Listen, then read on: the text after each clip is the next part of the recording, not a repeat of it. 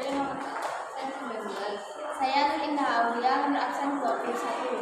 Saya Cecilia Anggreni nomor absen 39. Saya Uswatun Nasana nomor absen 33. Selamat menyaksikan.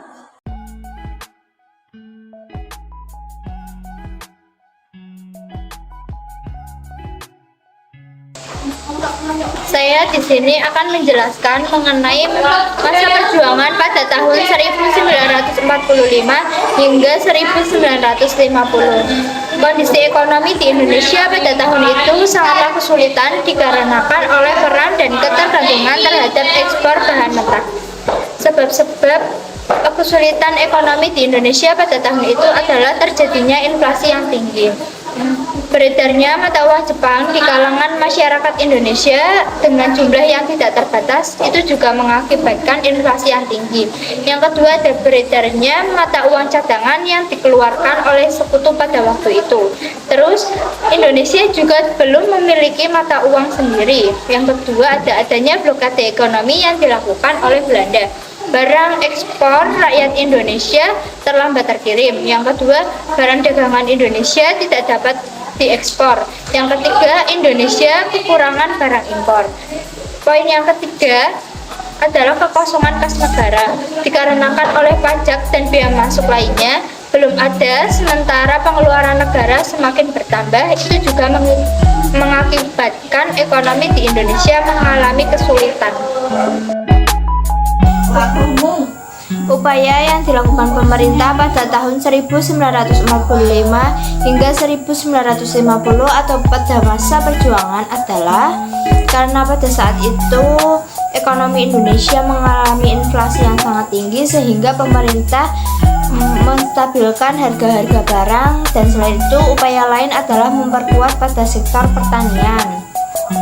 Pada Februari 1946, pemerintah memprakarsai upaya pemecahan pada masalah ekonomi. Upaya tersebut adalah 1. Pinjaman nasional, 2. Konferensi ekonomi, 3. Pembentukan badan perancang ekonomi, 4. Rencana Kasimo, dan 5. Persatuan tenaga ekonomi. Saya di sini akan menjelaskan mengenai pelaksanaan demokrasi pada masa perjuangan tahun 1945 sampai 1950 di bidang politik. Poin 1, tantangan luar negeri, yaitu kedatangan sekutu yang akan mengambil alih dari Jepang. 2, tantangan dalam negeri, yaitu revolusi fisik berupa pemberontakan.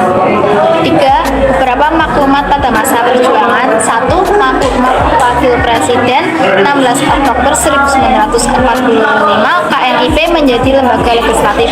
2, maklumat pemerintah nomor 3 November 1945 tentang pembentukan partai politik. 3, maklumat pemerintah 14 November 1945 tentang perubahan pemerintahan presidensial menjadi parlementer.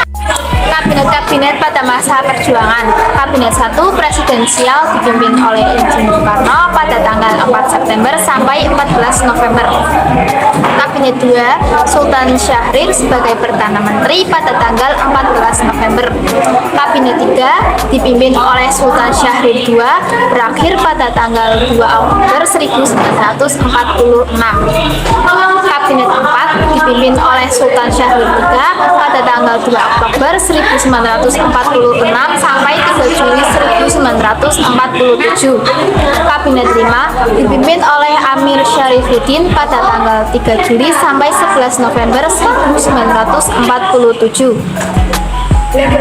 Kabinet 6 dipimpin oleh Amir Syarifuddin II pada tanggal 11 November 1947 sampai 29 Januari 1948. Kabinet 7 dipimpin oleh Muhammad Hatta pada tanggal 29 Januari 1948 sampai 4 Agustus 1948. Kabinet 8 dipimpin oleh Muhammad Hatta. Dan yang terakhir, Kabinet 9 dipimpin oleh Mr. Susanto Tirtoprojo pada tanggal 20 Desember sampai 21 Januari 1950. Terbentuknya Indonesia Serikat tepatnya pada periode 27 Desember 1949 hingga 15 Agustus 1950, Indonesia berbentuk negara Federasi Republik Indonesia Syarikat atau RIS dibentuk sebagai wujud kesepakatan antara Indonesia, Belanda, dan Bijenkorps for Federal Overlap atau BVO pada Konferensi Meja Bundar atau KMB. KMB diadakan sebagai upaya pemerintah Indonesia untuk mempertahankan kemerdekaan dari tangan penjajah. Karena meski Indonesia telah memproklamasikan kemerdekaan pada 17 Agustus 1945, Belanda mencoba datang lagi untuk menjajah. Aksi ini dikenal dengan agresi militer Belanda. Setelah diproklamasikan sebagai Negara Kesatuan Republik Indonesia atau NKRI, kemudian diganti dengan Negara Federasi Republik Indonesia atau RIS. Hal itu mengakibatkan berlakunya dua konstitusi secara bersamaan di wilayah negara bagian RI, yaitu Konstitusi RIS dan UUD 1945. Revolusi Fisik 1945 sampai 1949 merupakan sebuah zaman yang menentukan masa depan bangsa Indonesia, sebuah zaman tentang perjuangan rakyat Indonesia demi mempertahankan kemerdekaan Indonesia yang telah diproklamirkan oleh Soekarno dan Hatta. Perjuangan demi perjuangan dilakukan oleh semua kalangan masyarakat yang ada di Indonesia, tidak terkecuali masyarakat Subang yang ikut andil di dalamnya. Masyarakat Indonesia dewasa ini tidak banyak yang mengetahui bahwa Subang ikut berperan dalam mempertahankan kemerdekaan sangat sentral.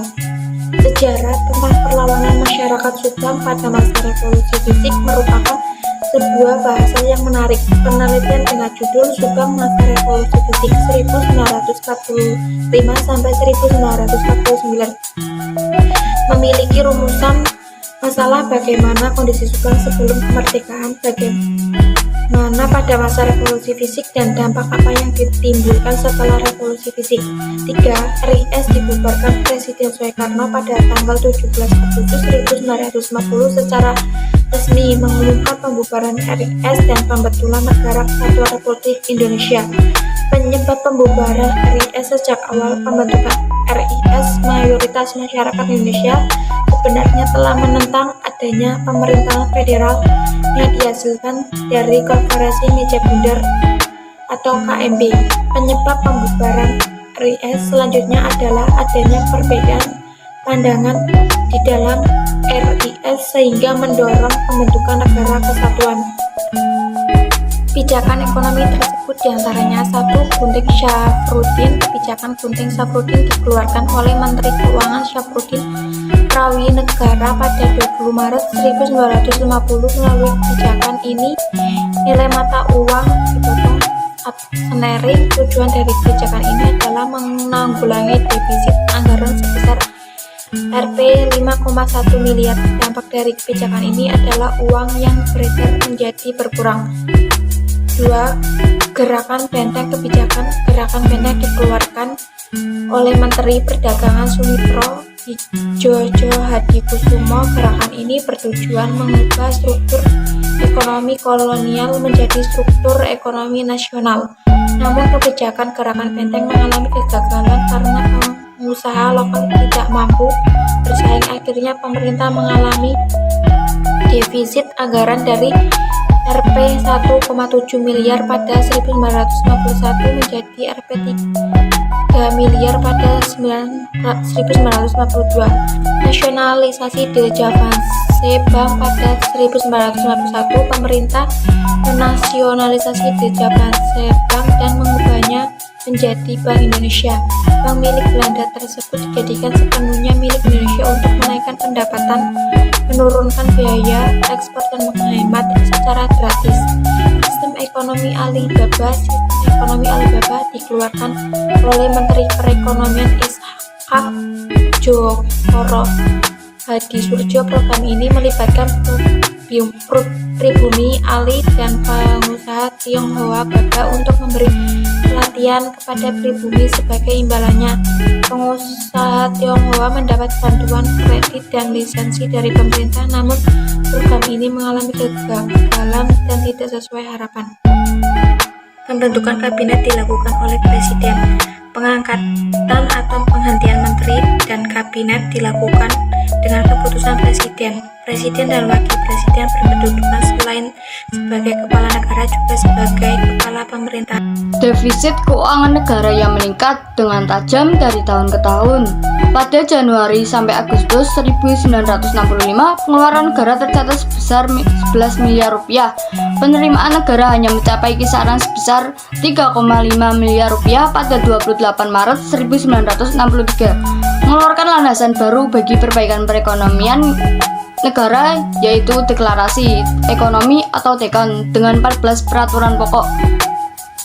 Tujuan pembentukan DEKON menciptakan perekonomian yang bersifat nasional, demokratis, dan terbebas dari pengaruh sisa-sisa imperialisme sehingga dapat mencapai tahap ekonomi sosialis Indonesia yang terpimpin. Pemerintah dalam mengatasi kemerosotan ekonomi diantaranya adalah menerapkan kebijakan dalam bidang moneter. Hal ini semakin diperparah oleh kegiatan ekspor yang tidak berjalan sebagaimana mestinya dan impor yang dibatasi oleh lemahnya devisa negara. Tanggal 5 Juli 1959, Presiden Soekarno membubarkan parlemen, membubarkan konstitusi, dan sekaligus menyatakan kembali pada UUD 1945. Soekarno kemudian membentuk Kabinet Kerja dan bertindak sebagai Perdana Menteri, serta IR Juanda menjadi Menteri pertama. Kabinet ini kemudian dilantik pada 10 Juli 1959 dengan programnya. Ini program Kabinet Kerja, tugasnya mengatasi masalah sandang pangan, meningkatkan keamanan di dalam negeri, dan mengembalikan Irian Barat. Sistem perekonomian etatisme artinya seluruh ekonomi diatur dan dikendalikan pemerintah. Masa demokrasi terpimpin tahun 1959 sampai tahun 1965. Kondisi politik, kelebihannya meliputi A. Adanya Kabinet Kerja. Kabinet Kerja dibentuk pada 10 Juli 1959 dan terdiri dari Soekarno sebagai Perdana Menteri, sedangkan Juanda bertindak sebagai Menteri pertama dengan dua wakilnya yaitu Jenderal Laimiana dan Subandrio. B. Dibentuknya Dewan Pertimbangan Agung Sementara. DPA sementara dibentuk berdasarkan penetapan Presiden nomor 3 tahun 1959, 22 Juli 1959. Ketuanya dirangkap oleh Presiden Soekarno. C. Dibentuknya Musyawarah Pembantu Pimpinan Revolusi atau MPPRS. MPPRS dibentuk berdasarkan ketetapan Presiden nomor 4 tahun 1962. Kelemahannya yaitu A. Mengaburnya sistem kepartaian partai. Politik bukan untuk mempersiapkan diri untuk mengisi jabatan politik di pemerintah, tapi lebih sebagai elemen petopang dari tarik ulur kekuatan antara lembaga kepresidenan, TNI, dan Partai Komunis Indonesia. B. Lemahnya lembaga legislatif. Dinamika politik di parlemen menjadi bagian penyebab mengeluarnya pembahasan RUU seperti fenomena pembelahan partai oposisi dan pemerintah di parlemen yang pada kenyataannya menghambat produktivitas DPR. C. Hak dasar manusia sangat lemah. Presiden mudah untuk menyingkirkan politiknya yang tidak sesuai dengan kebijakan atau siapapun yang memiliki keberanian untuk menetapnya. Berapa lawan politik menjadi tahanan.